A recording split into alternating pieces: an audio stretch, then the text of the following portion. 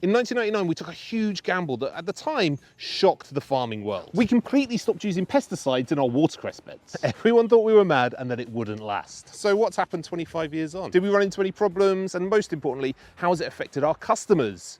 You. Well, the results might surprise you. At the time, farming across the UK was heavily reliant on chemical sprays. Pests were managed with routine applications and nobody really questioned that approach. The Watercress company asked whether chemicals were truly needed for the crop, for the nature, and for the people who eat it. So against industry advice, we decided to ban insecticides outright across all our farms. And that decision wasn't easy. It came with a lot of risks, potential crop losses, pest outbreaks, skepticism from other growers. But we stood by it, believing in resilience and a better way to grow. What happened next was kind of remarkable.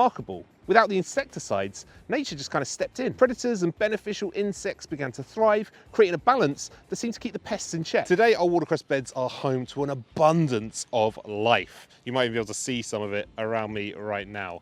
Surveys show we've got thousands of creatures and insects per square meter, ranging from little water snails to caddisfly to mayfly. This biodiversity is now part of the strength of our farming system and has become the watercress bed's very own pest control. So the macroinvertebrates, the insects that are in the beds, there are generally two types. There's the carnivores, which are the ones that are eating other insects, or you've got the herbivores that are obviously eating watercress or something within the watercress beds vegetatively. Over 25 years, we've just had this slow burn of development of numbers and diversity, and now it is quite unique. We could be counting thousands per square metre, but quite a lot just like to hide underneath and kind of do their thing. They're working on processing debris, they're also trying to eat each other. They're all quite distracted by themselves. They're not really interested in the crop. The crop just kind of adds as a bit of a canopy to protect them from them being eaten by predators that are flying around, landing in beds trying to eat the insects. One thing we had to do was, once we started the process of stopping the use of using any agrochemicals,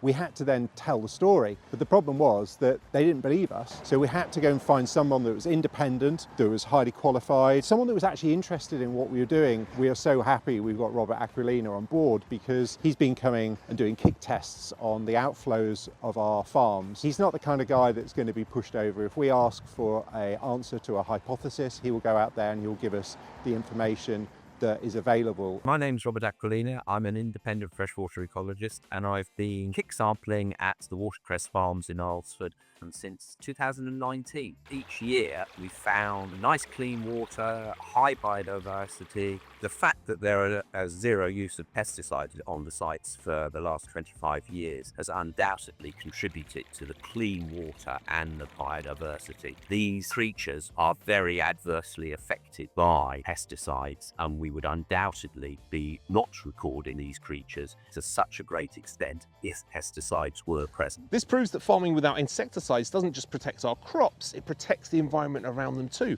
And nature thrives when you give it a chance. But to make this work in practice, we've had to adapt a few things along the way. For example, the way we harvest. We now use shaker belts to gently agitate the crop at the point of harvest, removing many of the insects just by kind of bouncing them off, allowing them to remain within the beds where they belong. And after harvest, we encourage our customers to give the watercress a rinse just to wash off any potentially remaining insects. Or if you find one in the bag, pick it out, pop it outside, and eat the watercress. And because we value the natural balance in our beds, we're working hard to educate our customers to try and accept that there might be the odd little imperfection, the odd flower, and even maybe the odd insect in the watercress. But for the most part, our practices allow us to produce a perfect quality product that works with nature, not against it. Of course, farming without insecticides isn't without its challenges. Recently, we faced a sawfly infestation in some of our Hampshire beds, and that's the risk we accept as a zero residue farm. Sometimes nature can get out of balance and the crop suffers. In this case, 50 tons of crop had to be removed. The beds were cleared and everything was drilled again from scratch. But thanks to the quick thinking and action from Penny and Sean, the farm was back up and running and at full capacity within weeks. It's not always easy, but we believe the end product is worth every bit of extra work. And by taking this step in 1999, we were more than 25 years ahead of the curve. Long before sustainability even became a trend, we proved that farming could be both productive